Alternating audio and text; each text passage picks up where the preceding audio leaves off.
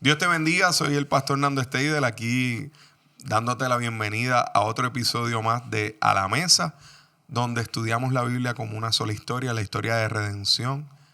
Y nos alegramos en compartir a la mesa con ustedes. Como siempre me acompañan grandes amigos y hermanos, los pastores Abdiel y Juanma. ¿Cómo están? Nando, Dios te bendiga, Abdiel. Amén, amén, igual. Dios les bendiga. Qué bueno, qué bueno. Dejamos a Juanma. Quiero que sepan que Juanma sigue con nosotros hoy.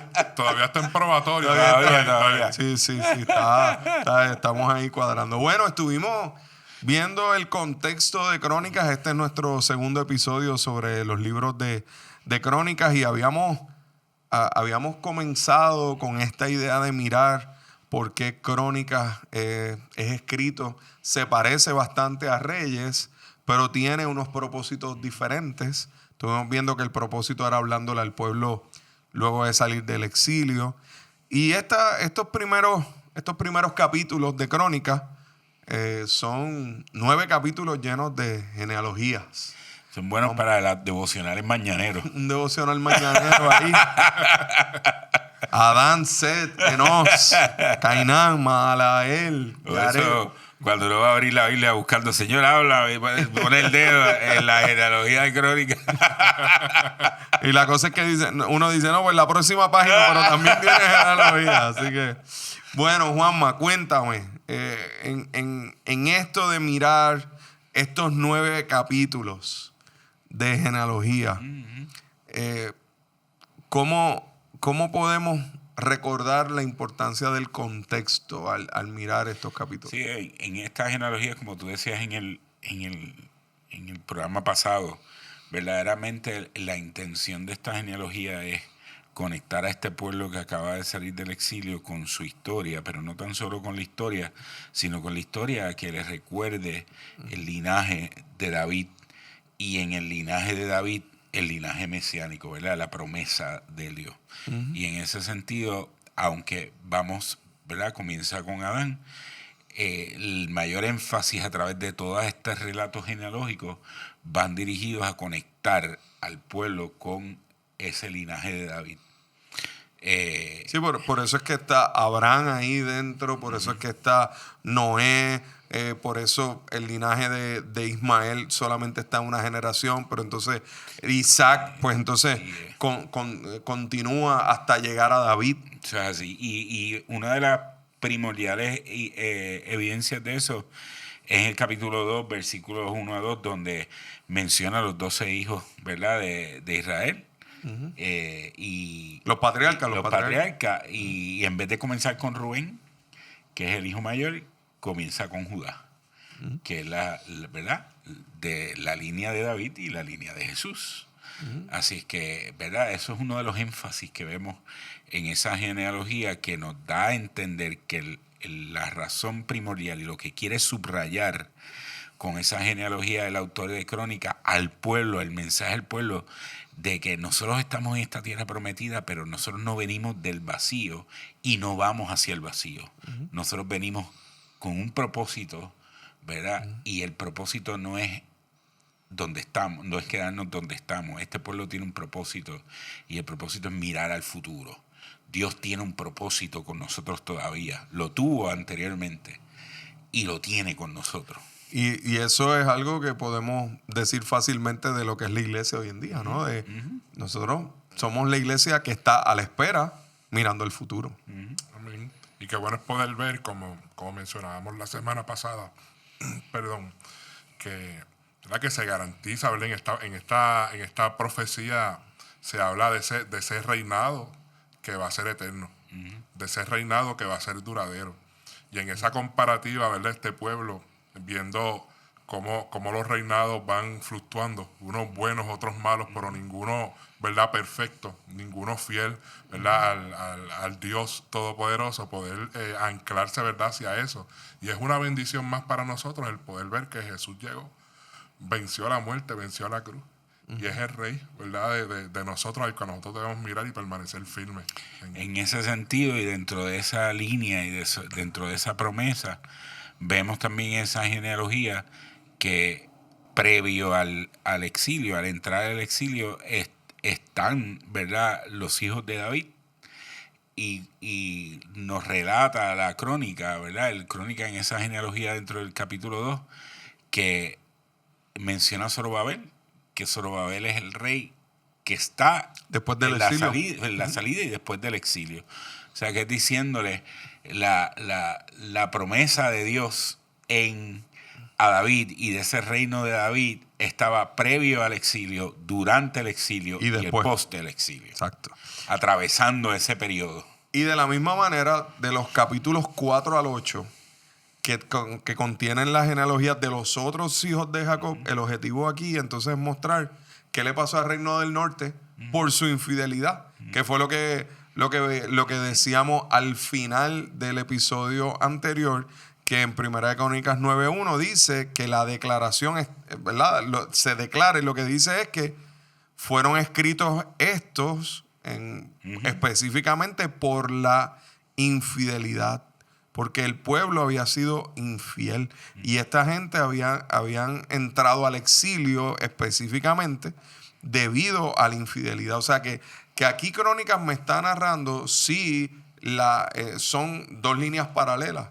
El contexto del rey y del Mesías que viene, pero el contexto de la infidelidad del pueblo y obviamente las consecuencias de esa infidelidad.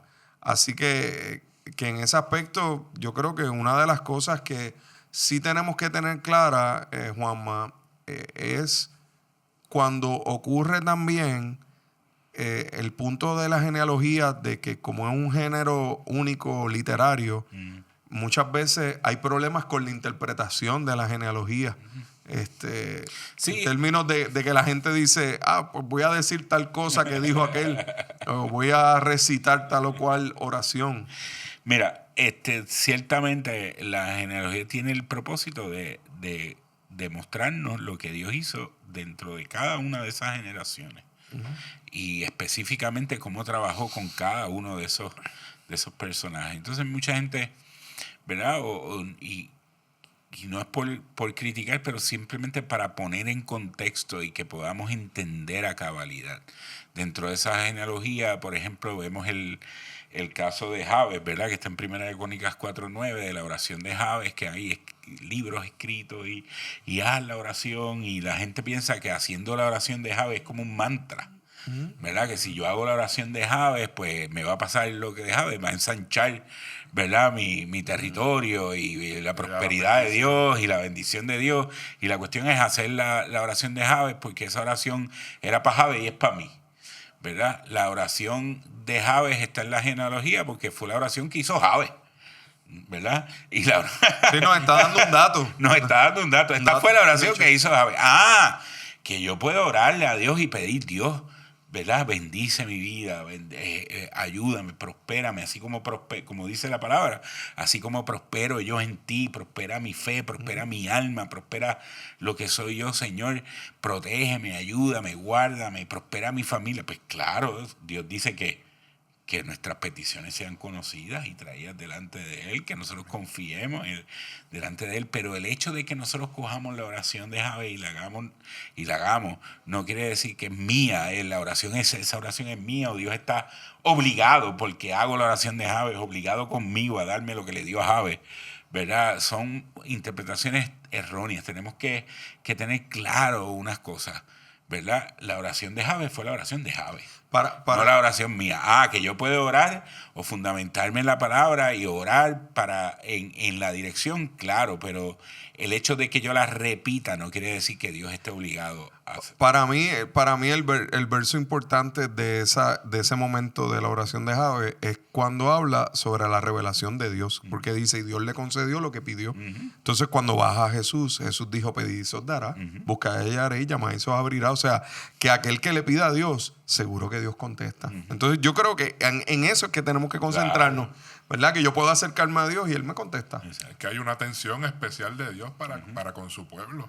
Y hay un trato de parte de Dios para con cada uno de nosotros. Y cuando nosotros nos acercamos a Dios, Dios de esa manera particular, conforme a su voluntad, a su propósito, y para su gloria, Él interviene y Él responde. Y eso debemos, ¿verdad? Cuidarnos. Como dices tú, Juanma, de repetir esas oraciones esperando que suceda lo mismo con nosotros. No somos aves.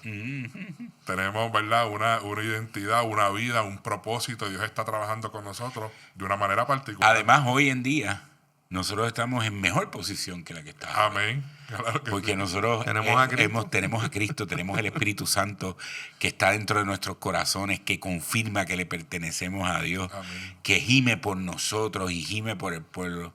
No tan solo eso, sino que tenemos a Jesús sentado a la diestra de Dios Padre que intercede por nosotros.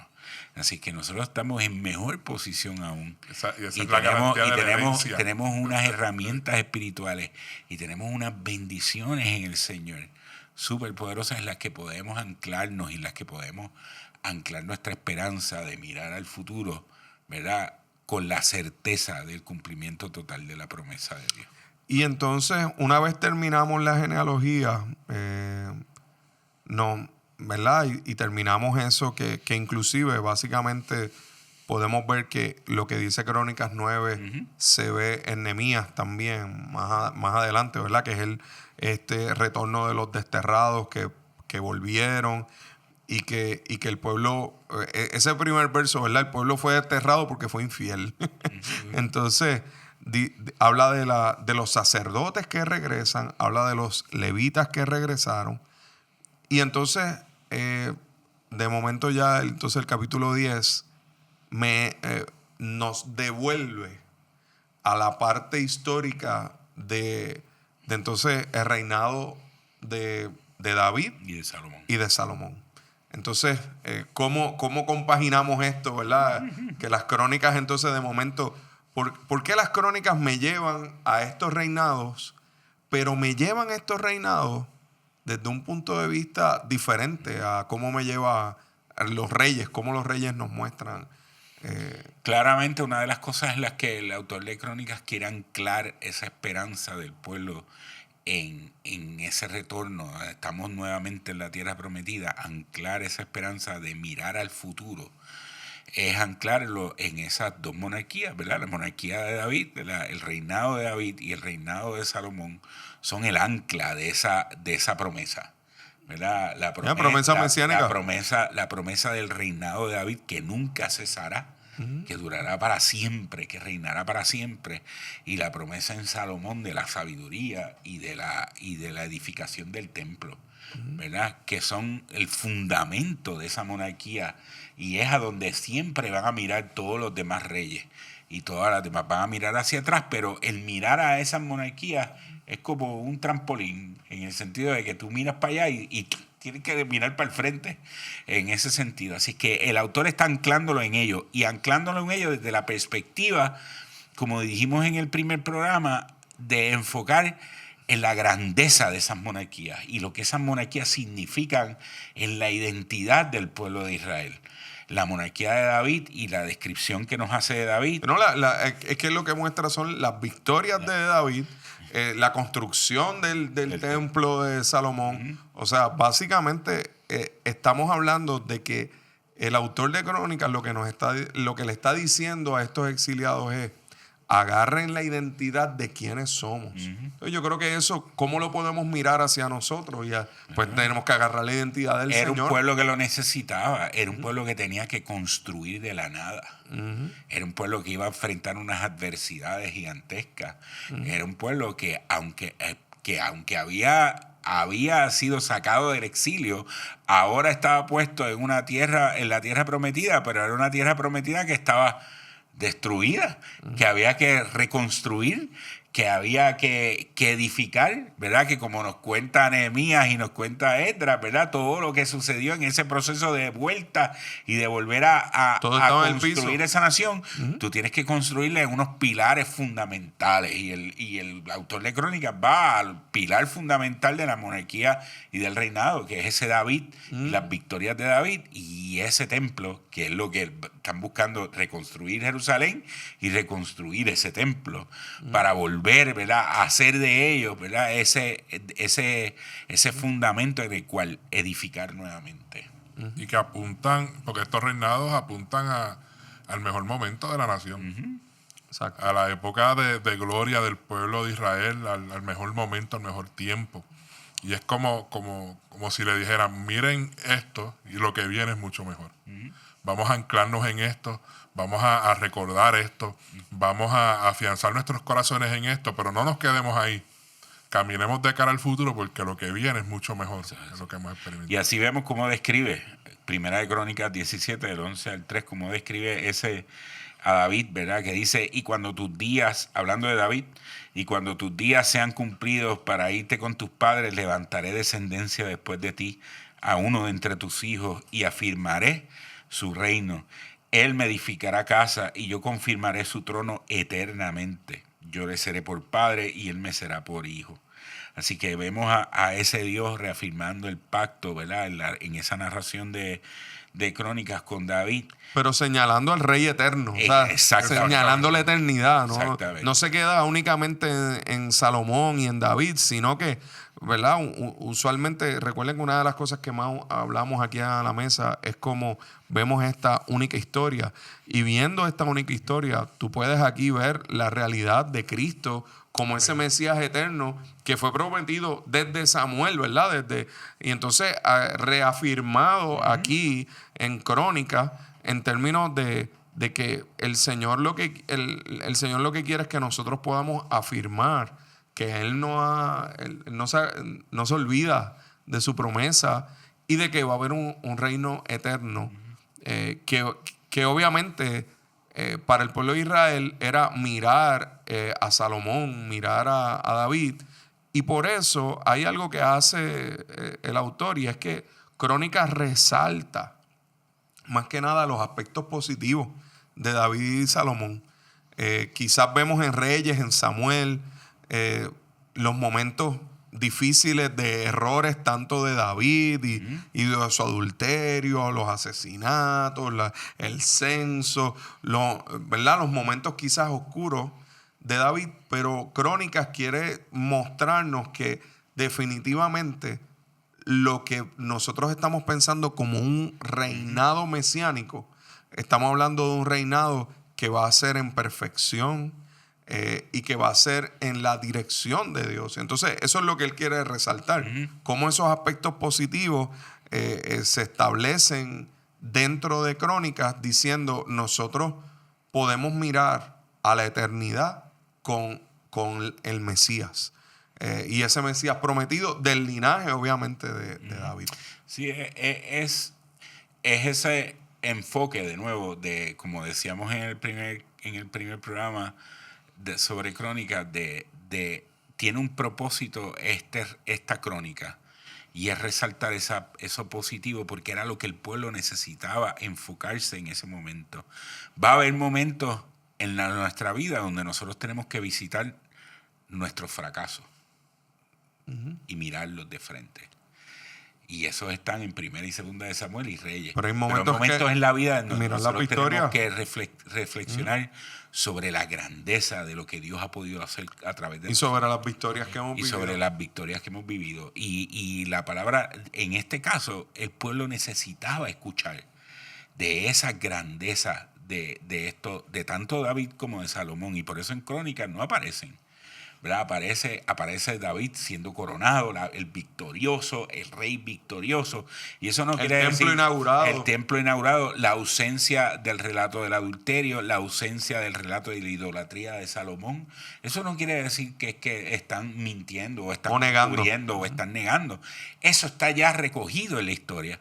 Pero en este momento el pueblo necesitaba recabar de esos momentos grandiosos de la vida de estos dos reyes para poder hacer lo que tenían que hacer, para poder enfrentar lo que tenían que enfrentar. Para retomar su posición, saber que tenemos una identidad, que tenemos un propósito y hacia dónde vamos. Y eso es importante, ¿verdad? Regularmente nosotros como pueblo de Dios hoy en día, recordar esas grandezas de Dios y lo que Dios nos ha permitido también a nosotros experimentar. No para que hagamos alarde de estas cosas, sino para recordar que nosotros tenemos un Dios que es fiel, que nosotros tenemos un Dios que no falla y que aún en los momentos difíciles Él está ahí y su plan continúa avanzando en medio de su pueblo. Y algo que obviamente se estudia dentro de lo que es el proceso de la teología bíblica es lo que tiene que ver con la tipología, con ¿verdad? Lo que es tipo de Jesús. Entonces, pues cuando vemos aquí a David y a Salomón, básicamente Crónicas lo que nos está diciendo es que nosotros nos podemos deleitar en las características que vemos en Jesús, que vimos en Salomón y que vimos en David. Por ejemplo, Jesús es el rey que va a gobernar, que gobierna con justicia. Es el guerrero que tiene la victoria sobre el pecado, sobre Satanás, sobre la muerte. Jesús es el pastor de nuestros corazones. Jesús es el dueño de toda la riqueza, de todos los tesoros, de todo el esplendor. Jesús es la sabiduría suprema de Dios. O sea que cuando leemos acerca de las victorias de David y Salomón, es como ellos prefiguran al rey más grande de la historia. O sea, entonces yo creo que esa es la forma más apropiada de yo mirar este libro y decir, wow, pero qué victoria más increíble. Obviamente el judío actual quizás va al muro de los lamentos, allí a Jerusalén, y se golpea allí o hace sus movimientos, ¿verdad? De más que nada de pena, de tristeza, de añorar el que el templo sea levantado, porque precisamente eso es lo que añoran, ¿no? Esas temporadas gigantescas y grandes del templo. Sin embargo, por eso cuando vemos a Jesús, Jesús decía, uno mayor que el templo está aquí. Y esa es la segunda parte de esta sección, ¿verdad? Donde entonces gira en torno a los relatos de David y Salomón y el templo, Juanma, que esa parte. Vemos un énfasis grande, ¿verdad? De Crónicas en relatar los pormenores de esa edificación del templo. Y es interesante, ¿verdad? Que dentro de todo el enfoque de Crónicas, ¿verdad? Vemos esa oración de Salomón por sabiduría, ¿verdad? Y quizás Reyes lo centra en la sabiduría de Salomón para gobernar, pero en Crónicas vemos este énfasis en la construcción del templo y podríamos decir que esa sabiduría era para construir, ¿verdad? Está el enfoque de la sabiduría en Reyes para gobernar, aquí para construir, y no quiere decir que sean dos relatos distintos, son dos enfoques distintos del mismo relato. ¿Y por qué? Porque el pueblo necesitaba construir la ciudad, construir Jerusalén. Los muros estaban en el piso, Jerusalén Y había sido destruida. el mensaje que querían llevar al pueblo es de la sabiduría de Dios viene para nosotros construir y que la promesa de Dios sea cumplida, ¿verdad?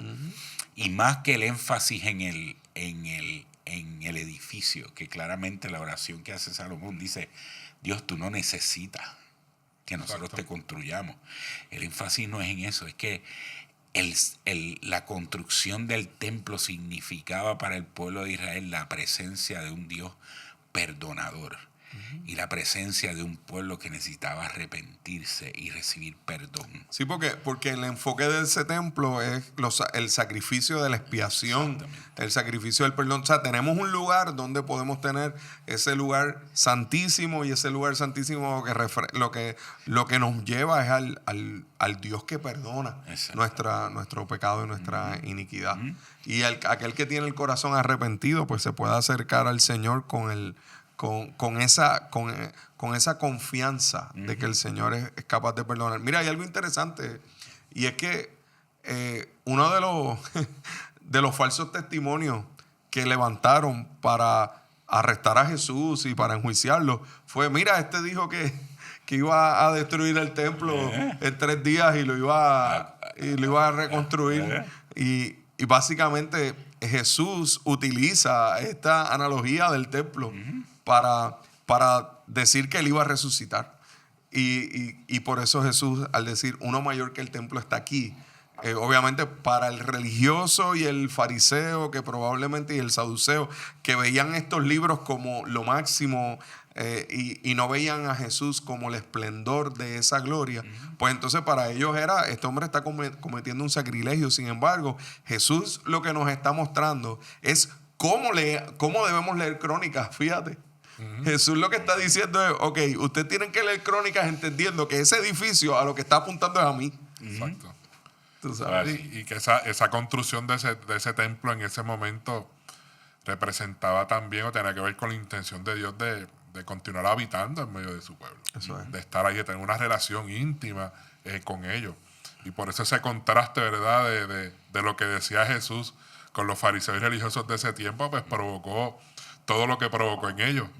Porque no se dan cuenta, yo estoy aquí, yo soy el camino para que puedan tener esa relación correcta con Dios. Pero esa era la intención del Padre para el pueblo. Y creo que para ir concluyendo, cuando llegamos a Segunda de Crónicas, al capítulo 6, nos da un poco ese enfoque de esto, ¿no? Que dice, si tu pueblo Israel fuese derrotado delante del enemigo por haber pecado y se convirtiera y confesare tu nombre y rogare delante de ti en esta casa, tú vas a escuchar, tú vas a perdonar y tú vas a hacerlo volver a la tierra que le diste a sus padres. Así que acercarse al templo en este momento, ese enfoque, un templo que no estaba, o sea, esto estaba destruido, las murallas se habían caído, no había muros, no había nada. Pues para el pueblo de Israel, este relato lo que demostraba era que si tú te acercabas humildemente, pidiendo perdón, confesando, ese acercamiento iba a traer el perdón de Dios sobre el pueblo. Y entonces, ese era lo que necesitaban los exiliados que regresaban para poder emprender el resto de su vida. O sea, para no volver a cometer los mismos errores que los llevaron al exilio. Para no vivir otra vez.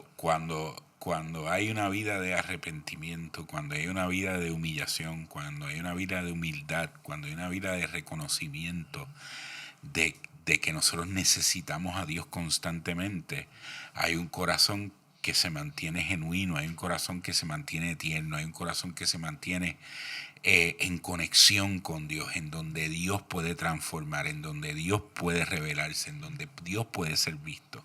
Y un pueblo que vive en ese proceso es un pueblo que va a ser fortalecido en Dios y no va a ser esclavo de nadie. Amén. Solo tiene un solo Señor. No es esclavo ni de sí mismo, ni del mundo, ni del qué dirán, ni de Satanás. Es solo esclavo de Dios. Y un pueblo que le sirve solo a Dios es un pueblo que es libre. Es libre. Nunca será esclavo de Y nada. conoceréis la verdad y la verdad te hará libre. Así que no es el lugar, es el corazón. Amén. Exacto. Se trata del corazón arrepentido. No es el templo, no es el lugar donde llegues, no es la actividad que puedas, de la cual puedas participar. Es mostrar un corazón arrepentido delante de Él. Amén. Y cerramos con esto, porque el corazón contrito y humillado, el Señor no lo desprecia. Y qué bueno que el Señor nos pone la Escritura para mostrarnos la realidad de su perdón. Creo que en este episodio hemos visto cómo el Señor es el Mesías prometido, cómo la promesa del Señor se cumple, cómo aquel que le pide haya respuesta en Él, pero también cómo tenemos un Dios que perdona cuando con el corazón arrepentido nos acercamos. Así que este pueblo está llegando de un exilio, de una consecuencia de haberles obedecido, y lo que entonces Crónicas le está diciendo es, podemos obedecer y podemos pedir arrepentimiento, ¿verdad? Para poder obedecer y vivir como un pueblo que el Señor ha escogido para Él. Así que esos somos también, aquellos que podemos acercarnos ante el trono de la gracia, hallar socorro, sabiendo que tenemos un sumo sacerdote que se puede compadecer de nuestras debilidades, ¿verdad? Porque fue tentado en todo, pero sin pecado, para que vivamos en esa libertad que ahorita decía Juanma. Así que, qué bendición. Gracias a Adiel, gracias Juanma por este tiempo. Ya nos movemos. Ya estamos por Segunda de Crónicas. Para el próximo ya entramos desde el capítulo 10 de Segunda de Crónicas. Así que siga leyendo ahí juntamente con nosotros para que disfrutemos del próximo episodio de A la Mesa. Suscríbase a nuestro canal de YouTube. Puede bajar nuestra aplicación de Catacumba 9. Nos puede seguir en todas las plataformas, tanto de Facebook como de YouTube, como de Instagram. Y que la paz del Señor y sobre todas las cosas, el Dios perdonador les cubra siempre.